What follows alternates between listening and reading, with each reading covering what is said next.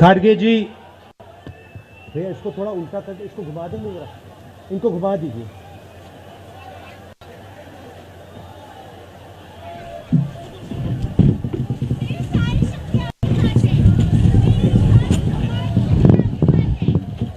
खारगे जी, कमल हसन जी, वेणुगोपाल जी, शक्ति सिंह गोहिल जी, Anil ji, stage पे Congress party के senior नेता, हमारे प्यारे कार्यकर्ता, भाइयों और बहनों, प्रेस के हमारे मित्रों, आप सबका यहां बहुत बहुत स्वागत, नमस्कार। आपने इतना समर्थन इस यात्रा को दिया, इतनी मदद की,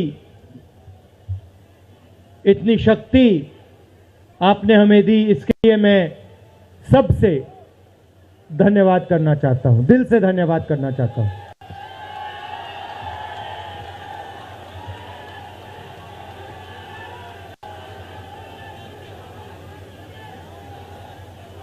इस यात्रा का लक्ष्य भारत को जोड़ने का है।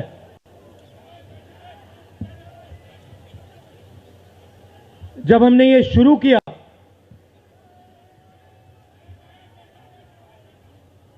कन्याकुमारी में यात्रा शुरू की, तो मैं सोच रहा था कि नफरत को मिटाने की जरूरत है, और मेरे दिमाग में था कि इस देश में सब जगह नफरत फैली हुई है, मगर जब मैंने चलना शुरू किया तो सच्चाई बिल्कुल अलग थी। मैंने मीडिया के बारे में कहा, शुरुआत में कहा कि हमारे दोस्त हैं,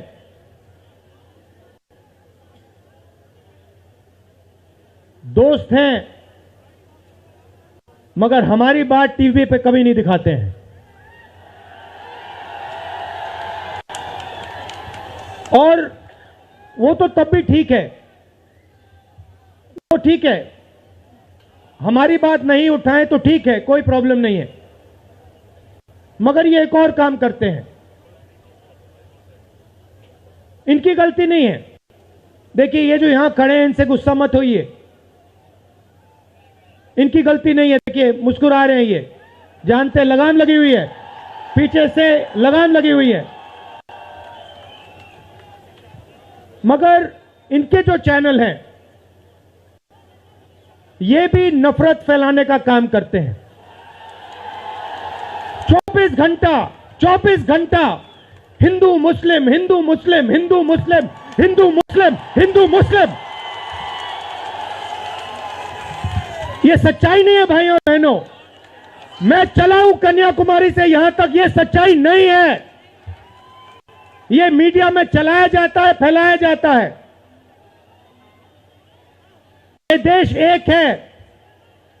इन सड़कों पे लाखों लोगों से मिला हूं, सारे के सारे एक दूसरे से मोहब्बत करते हैं, प्यार करते हैं, गले लगते हैं।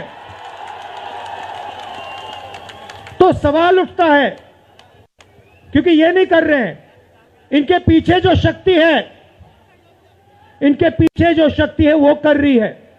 तो सवाल उठता है, ये क्यों हो रहा है? जब सच्चाई ये है कि देश का आम नागरिक, चाहे हिंदू हो, मुस्लिम हो, सिख हो, ईसाई हो, किसी भी जात का हो, वो एक दूसरे से प्यार करता है, मोहब्बत करता है, एक दूसरे की इज्जत करता है। 90% लोग इस देश के एक दूसरे से प्यार करते हैं, मोहब्बत करते हैं, इज्जत करते हैं। देखिए मेरे सामने, ये देखिए, घूम के देखिए, ये जैन मंदिर है, गुरुद्वारा है, मंदिर है, मस्जिद है, ये है हिंदुस्तान। ये सच्चाई है हिंदुस्तान की, और ये नई बात नहीं है, ये हजारों साल से इस देश की सच्चाई है। प्यार से ये देश मिलकर एक साथ रहा है। तो सवाल उठता है, ये जो मीडिया के लोग हैं, ये नहीं जो इनके पीछे हैं, ये नफरत क्यों फैलाना चाहते हैं? आपने कभी पूछा अपने आप से कि मीडिया 24 घंटा कभी मोहब्बत की बात नहीं करेंगे? कभी आपने देखी है? कभी टीवी पे देखा कि देखो एक हिंदुस्तानी दूसरे हिंदुस्तानी से गले लग गया? कभी देखा?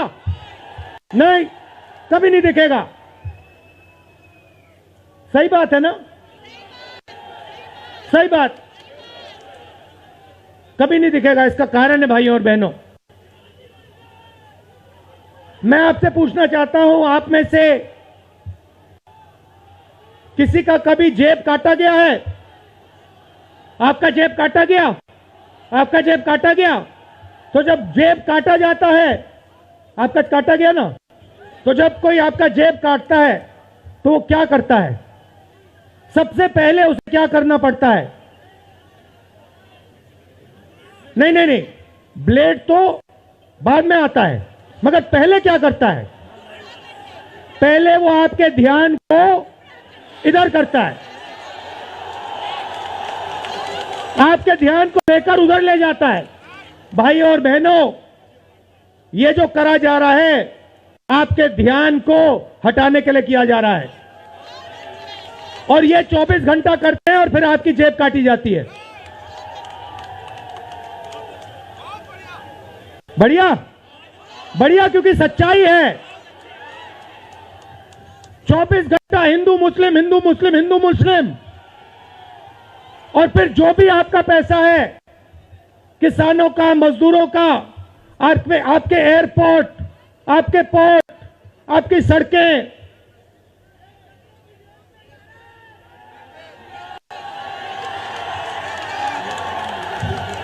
सीधा किसके जेब में? इनके मालिक के जेब में। इनको कौन चलाते हैं? नाम बताओ। देखो, सब जानते हैं, पूरा हिंदुस्तान जानता है। भाइयों और बहनों, ये नरेंद्र मोदी जी की सरकार नहीं है, ये अंबानी अदानी की सरकार है। ये सच्चाई है, और ये पूरा लक्ष्य इनका आपके ध्यान को इधर से उधर, उधर से इधर करने का है। मैं 2800 किलोमीटर चला हूं, 2800, मुझे कहीं नफरत नहीं दिखी, कहीं हिंसा नहीं दिखी, कहीं मारपीट नहीं दिखी। मगर जब मैं इनका टेलीविजन खोलता हूं, 24 घंटे मुझे मारपीट, हिंसा, नफरत दिखाई देती है। क्यों? क्योंकि ये आपका ध्यान इधर से उधर ले जाना चाहते हैं। जो सच्चे मुद्दे हैं उस पे आपका ध्यान गलती से ना चला जाए। जैसे जब कोई आपकी जेब काटता है, वो चाहता है कि आपका ध्यान आपके जेब पे गलती से भी ना चला जाए। ये हो रहा है इस देश में। तो आपका ध्यान कहां जाना चाहिए? मैं आपको बताता हूं। सबसे पहले आपका ध्यान जो हिंदुस्तान के युवा हैं उनकी ओर जाना चाहिए। आप किसी भी युवा से पूछ लीजिए, वो आपको बताएगा, मैंने इंजीनियरिंग की, मैं डॉक्टर बनने के लिए पढ़ा, मैंने आईएएस के लिए तैयारी की, मैं जज बनने की कोशिश कर रहा था। पूछो क्या किया? पढ़ाई की, कितने साल की, स्कूल, कॉलेज, यूनिवर्सिटी सब पढ़ लिए, और फिर क्या हुआ? आज क्या करते हो? मजदूरी करता हूं, पकौड़े बनाता हूं।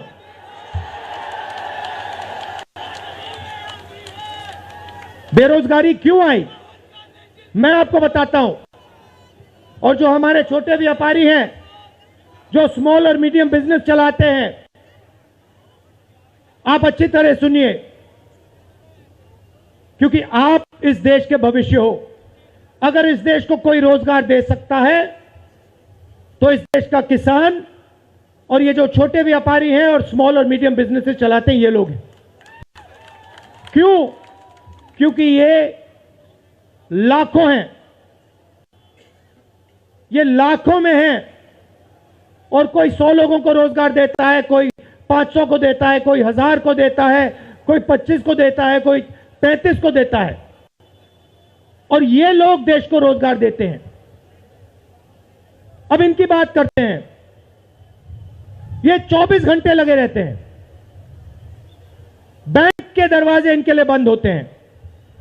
हिंदुस्तान के 2-3 अरबपतियों को 1 लाख करोड़, 2 लाख करोड़, 3 लाख करोड़ ऐसे दिया जाता है। ये बैंक के सामने जाते हैं, इनको धकेल के निकाल दिया जाता है। राइट? अब क्या? ठीक है, बैंक का पैसा नहीं दिया तब भी मान ली बात, तब भी मान ली बात। मगर फिर क्या किया? फिर प्रधानमंत्री ने नोटबंदी की और प्रधानमंत्री ने गलत जीएसटी लागू की। भाइयों और बहनों, ये पॉलिसी नहीं है, ये हथियार है। छोटे व्यापारियों को, स्मॉल और मीडियम बिजनेस वालों को और किसानों को मारने के हथियार हैं ये। और जब इन्होंने ये काम किया तो देश के जो युवा हैं उनको रोजगार नहीं मिल सकता, सवाल नहीं उठता, क्योंकि जो रोजगार देने वाले हैं उनकी रीढ़ की हड्डी आपने तोड़ दी। किसके लिए तोड़ी? किसके लिए तोड़ी?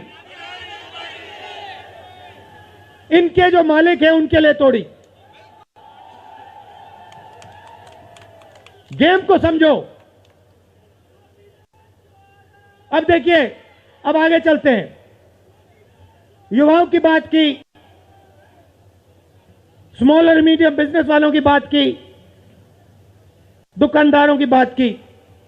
अब सड़कों पे मुझे हजारों किसान मिले हैं। एक सेकंड में पहचान लेता हूं, जैसे ही हाथ मिलाता हूं समझ आ जाता है ये मजदूर है या ये किसान है। हाथ से पता लग जाता है, छिले हुए हाथ होते हैं। अच्छा, एक और सवाल है जो मैं सोच रहा हूं।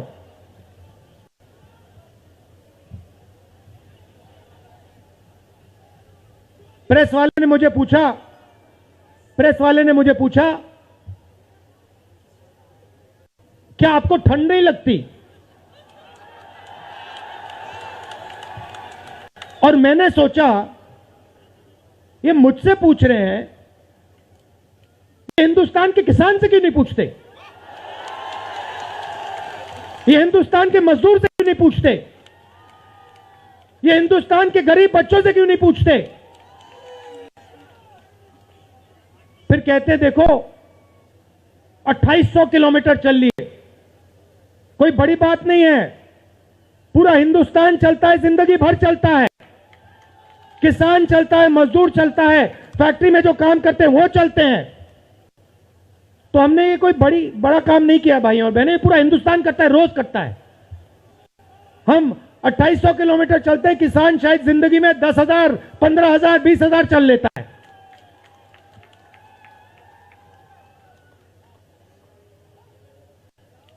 तो मैं चाहता हूं कि ध्यान सही जगह जाए।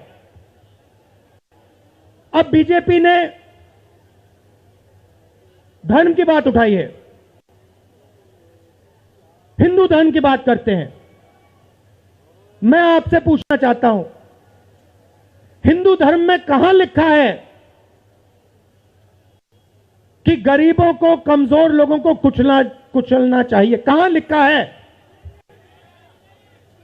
कहां लिखा है कि कमजोर लोगों को मारना चाहिए? कहां लिखा, मुझे बताओ। मैंने तो कहीं नहीं पढ़ा। मैंने गीता पढ़ी है, उपनिषद पढ़े हैं, कहीं नहीं पढ़ा मैंने।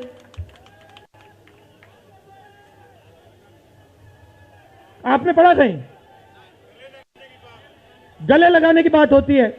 अच्छा ठीक है, देखिए अब ये लोग देश में डर फैला रहे हैं। नफरत नहीं दिखी मगर डर दिखा। किसके दिल में डर? किसान के दिल में, युवाओं के दिल में, छोटे दुकानदारों के दिल में, स्मॉल और मीडियम बिजनेस जो चलाते हैं उनके दिल में, माताओं बहनों के दिल में। मुझसे कहती है, राहुल जी बीजेपी की सरकार में हम तो सड़क पर, शाम को सड़क पर नहीं निकल सकते। तो डर फैला दिया है। सही सही। अच्छा, आपने शिव जी की फोटो देखी है? उसमें उनका हाथ ऐसे देखा आपने? इसको क्या कहते हैं? इसको क्या कहते हैं? इसको अभय मुद्रा कहते हैं। इसका मतलब क्या होता है? इसका मतलब होता है डरो मत। तो शिव जी कहते हैं डरो मत, हिंदू धर्म कहता है डरो मत, और ये लोग 24 घंटा इस देश में डर फैलाने की कोशिश करते हैं। अच्छा, एक और मजे की बात बताता हूं आपको। मैं सोच रहा था, आपने ये यात्रा देखी होगी, इसमें आपको हिंसा दिखी? कहीं नहीं दिखी? किसी ने किसी को मारा? किसी ने गाली दी? नहीं। आपने इसमें नफरत देखी? बिल्कुल नहीं। इसमें किसी ने यह पूछा भैया तुम्हारा धर्म क्या है? किसी ने कहा भाई तुम हिंदू हो, मुसलमान हो, सिख हो, ईसाई हो, क्या हो? नहीं। किसी ने यह पूछा तुम स्त्री हो या पुरुष हो? किसी ने यह पूछा तुम्हारी क्या जात है? बिल्कुल नहीं। कपड़े भी नहीं पूछे, कपड़े भी नहीं पूछे। अच्छा, इसमें आपने देखा होगा, पता नहीं आपने देखा या नहीं, इसमें कुत्ते भी आए। कुत्ते भी आए इसमें, कुत्ते आए। और आपने, अगर आप टीवी देख रहे होते, आपने एक चीज देखी होगी, कुत्ते को किसी ने नहीं मारा, किसी ने नहीं मारा। इसमें गाय भी आई, भैंस भी आए, सुअर भी आए। मैंने देखा वो, तो सब जानवर आए, सब लोग आए, और यहां पे कोई नफरत नहीं थी।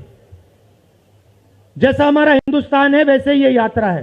कोई नफरत नहीं, कोई हिंसा नहीं, कोई गलत सवाल नहीं। कभी कभी कोई गिर जाता, जैसे हमारे हरियाणा के पीसीसी गिरे, धड़ाम से गिरे, केरला के सब नेता गिर गए,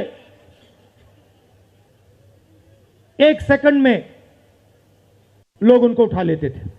1 सेकंड में, टाइम नहीं लगता था। ये है हिंदुस्तान।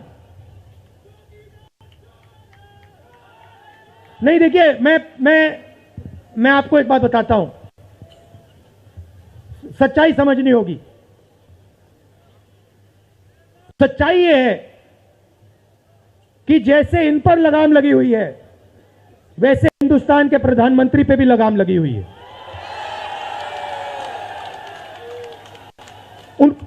उनकी गलती नहीं है, वो संभाल नहीं पा रहे हैं, कंट्रोल नहीं कर पा रहे हैं, उनको कंट्रोल कर दिया है। नहीं, मैं सच बोल रहा हूं, मैं सच बोल रहा हूं। क्योंकि आप देखिए, एयरपोर्ट भी उनके, पोर्ट भी उनके, एग्रीकल्चर के स्टोरेज डिपो भी उनके, और क्या उनका, हाँ, लाल किला भी उनका, लाल किला भी उनका,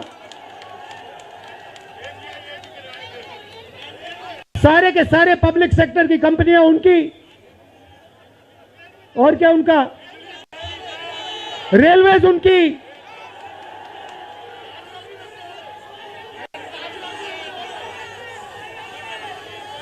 अभी भाइयों और बहनों ताजमहल भी चला जाएगा, तो सब कुछ उनका। तो ये देश की सच्चाई है। हाईवे भी उनके, सेलफोन भी उनके,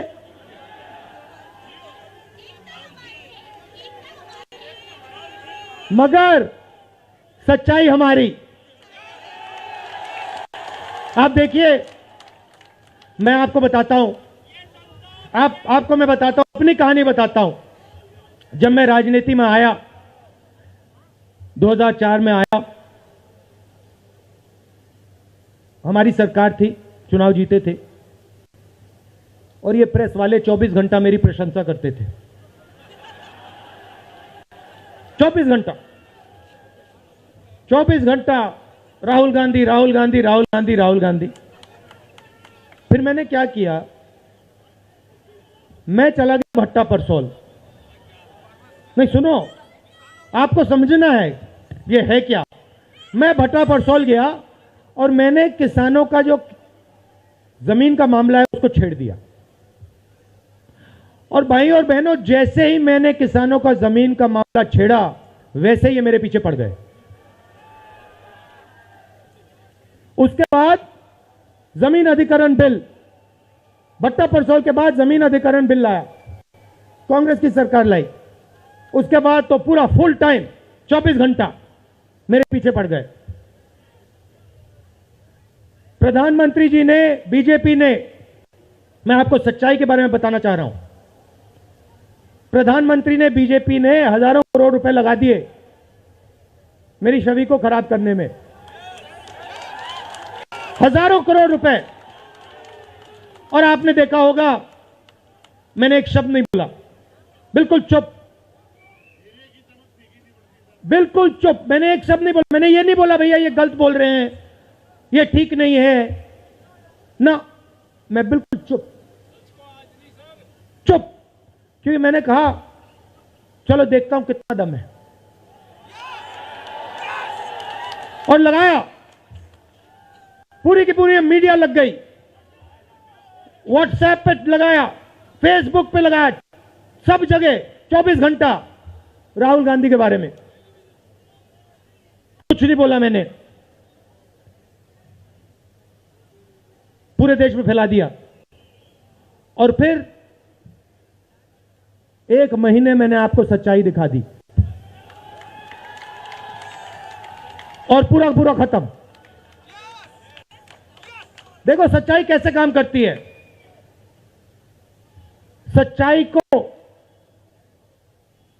छुपाया नहीं जा सकता है, कहीं ना कहीं से सच्चाई बाहर आ जाती है। और यह यात्रा हिंदुस्तान को जोड़ने की है। क्यों?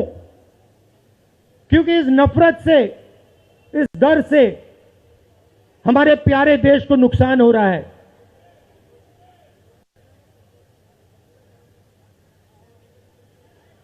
यह सच्चाई है, और इसीलिए हमने ये यात्रा कन्याकुमारी से लेकर कश्मीर तक शुरू की है। और ये जो हमारा तिरंगा है, इसको हम श्रीनगर में जाके वहां पे लहराएंगे। और आप में से हजारों लोग हमारे साथ चलोगे, हजारों लोग चलोगे।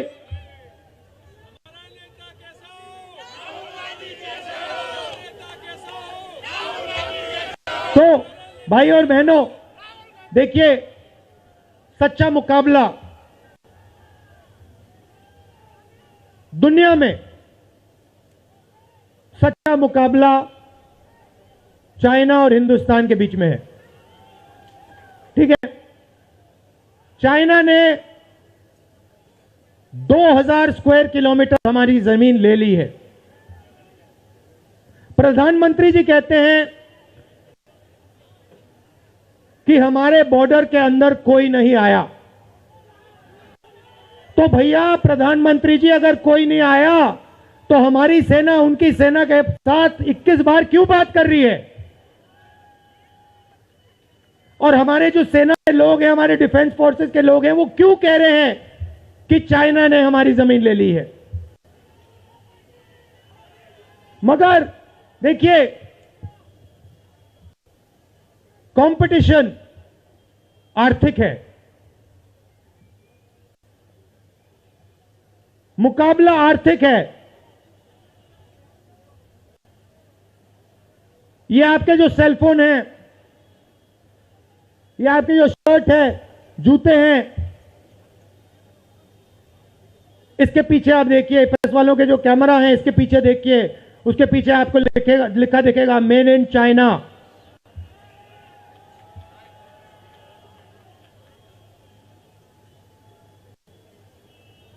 हमें शर्ट के पीछे, सेलफोन के पीछे, जूतों के नीचे मेड इन इंडिया लिखना है। और एक ऐसा दिन आना चाहिए जब शंघाई में कोई युवा नए जूते खरीदे, उसके नीचे देखे made in new Delhi India. ये हिंदुस्तान चाहिए, इसी से हमारे युवाओं को रोजगार मिलेगा। तो ये करना ही पड़ेगा, चॉइस नहीं है। और ये हम करके दिखा देंगे। ये देश कर सकता है, करके दिखा सकता है। आप सबने इतना प्यार दिया,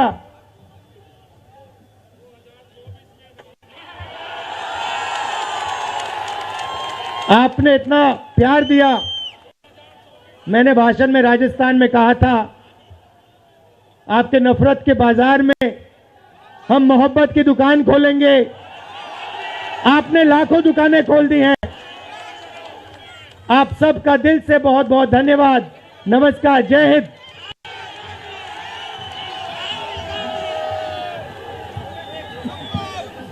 धन्यवाद।